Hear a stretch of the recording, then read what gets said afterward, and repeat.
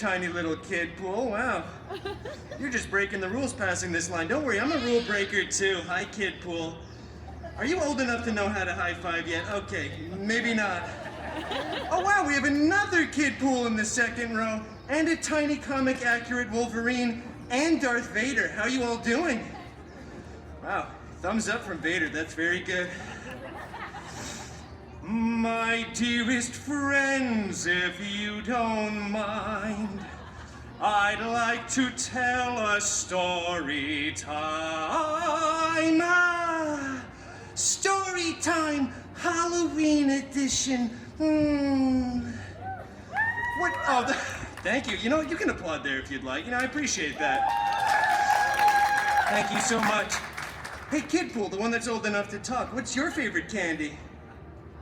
Chocolate? Nice. I like to cover these chimichangas in chocolate, personally. Are you all ready for story time? Ooh, yeah, woo! All right, what are some of your favorite stories? Go ahead, name some. The Legend of Sleepy Hollow. Oh, The Legend of Sleepy Hollow, all right. Deadpool, that's my favorite Darth Vader. All right, wow, that one's rated R, so I'm not gonna repeat that one out loud. Someone said something Origins, and I just want to be clear, that is technically a horror movie for me. Anyway, we're not gonna do any of those suggestions because this is my show. Yeah, we're gonna do what I want to do. Today I've got a tale full of action, a romance, and guaranteed to be in strong award consideration at the end of the calendar year. It's Beautypool. And the Wolverbeast. Ooh, spooky, I know. Darth Vader kind of flinched a little bit there. No, I saw you. You did. All right, let's get started, shall we? Let me just put on my little 4K reading glasses that I just stole from someone's poor little grandmother in the parking lot. And here we go. Well, that doesn't work. All right. It's not like we have a Disney budget here or anything. You must be related to the Pixar lamp, aren't you, little buddy? Oh, that's all right. You try your hardest. Look at these adorable pictures, by the way. Look how cute Dogpool is, Thank you so much for saying woo. I scribbled all of these myself. Well, let's get started, shall we, ladies and gentlemen, boys and ghouls? Once upon a time. You know what? It just feels wrong when I'm doing it with myself. Why don't we all say it together, shall we? 3, 2, 1. Once upon a time. See, wasn't that fun, spooky, and interactive? Well, anyway, upon that time, once, I was walking along, captivated by one of my favorite books, People Magazine's Sexiest Man Alive of 2010 specifically. Oh, we got a fellow reader over there, good to hear. When suddenly, I heard the galloping of my father's horse, Philippe. Come on, children, gallop with me now. Wow, Philippe was severely under the weather today, apparently. Probably ate too much Halloween candy or something. Should probably take him to the vet, huh, little kid?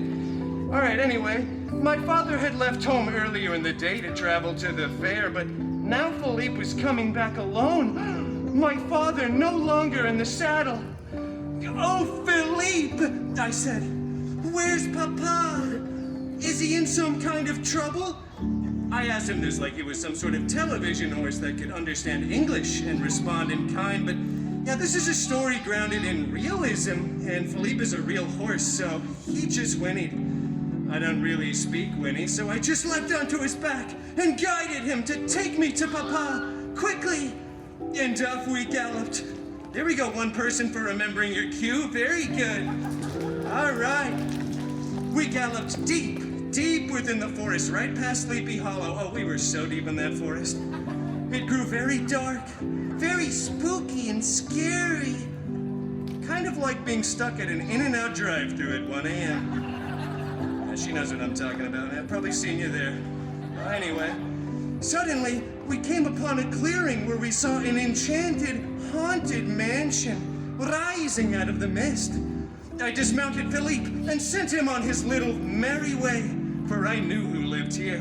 It was the hideous, did I mention hairy, Wolverbeast!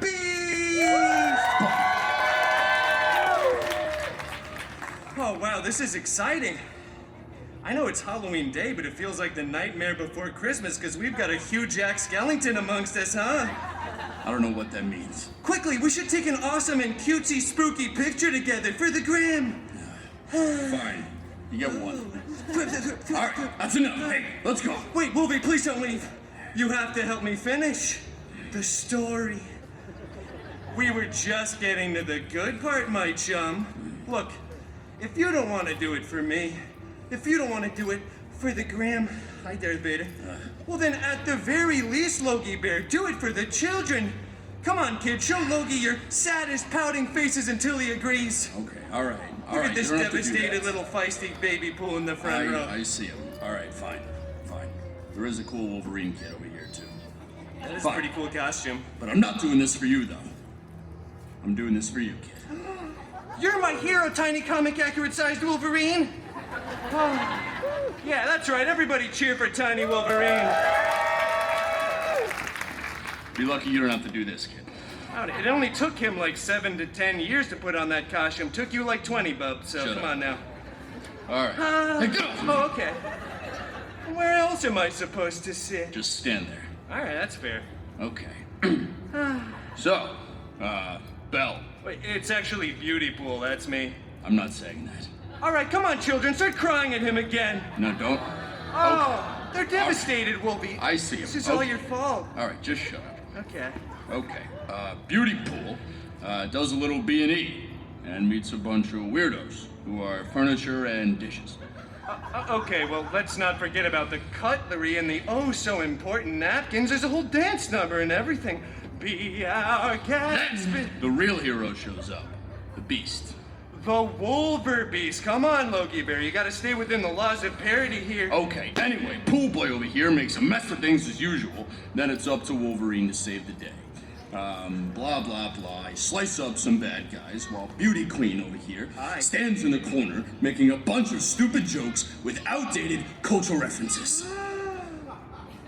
How dare you! I agree, Kid Pool. Agagoo gabba gabba goo. Don't take his side. Well, you know what? My cultural references are timeless and everlasting. Like Bugs Land.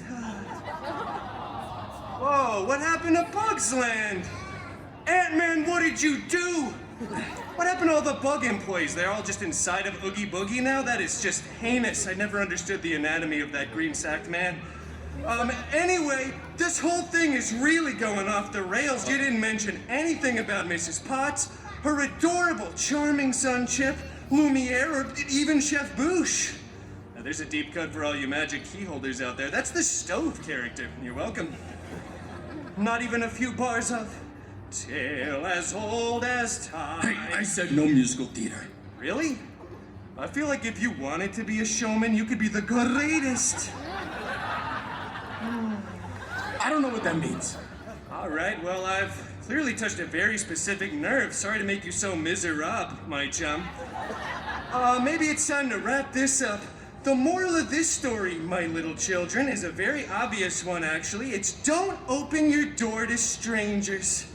And not even on Halloween, because it might just be a creepy old witch who will enchant you, your entire home, and everyone and everything in it. Just for not letting them in. Wow, is this a Halloween story? This is kind of spooky indeed. We tell this to children on a normal basis? You do. All right, yeah, that's fair. Well, we should be off, but Logi Bear, I'll let you do the honors and say the magic special words. Ooh. Get off me. What words? Stop doing that. You know what words, what comes at the end of every good Disney story tale. And no one say a post-credit scene, all right? That is so overdone and only happens in the Feige cinematic universe. The FCU, as I like to call it. I know, Kid Pool, I'm still working on that acronym. I feel like there should just be one less letter, don't you? I'm out of here. Happy Halloween or whatever. All right, everyone give it up for him. Wow. So great to see you, Hugh Jack Skellington. He doesn't even need to wear a costume. He just looks like a bottle of mustard with abs. All right, well, anyway, I should probably be off too, but I just wanted to be clear. For the record, they all lived happily ever after. The end. That is until the director I mean, it's just pennies on the dollar at that point. Has anyone even seen Once Upon a Deadpool? I have a Christmas special. I know Kidpool has. Buy Kidpool, buy Tiny Wolverine, buy Tiny Maiden, buy Babypool. All right. You know, that's really true to Deadpool.